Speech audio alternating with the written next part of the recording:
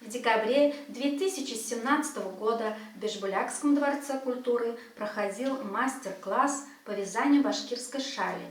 Провели его лауреаты республиканского праздника «Башкирская шаль», Народный клуб мастеров башкирской шали Стерлибашевского района Стерлибаш Бибектери, руководитель Вапаева Зульфия Тимиргалиевна. После этого у многих появилось желание заниматься этим ремеслом поглубже. Я тоже, вспомнив прошлые навыки и дополнив их новыми знаниями, полученными после мастер-класса, решила попробовать связать башкирскую шаль. Козий пух для своей работы я приобрела именно башкирский. Сначала пух счесываем, затем придем. После соединяем с тонкой нитью и слегка скручиваем. Из готовой нити вяжем шаль. Шаль состоит из 4 краев и середины.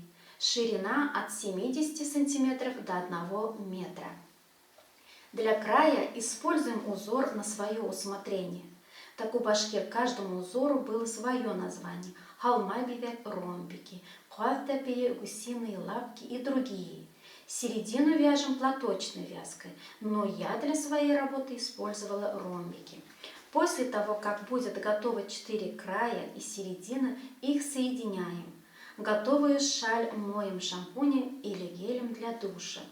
После того, как высохнет, можно в снежную погоду, в буран вывесить на улицу, чтобы она пушилась, стала мягкой. Такая шаль будет для вас самым большим подарком.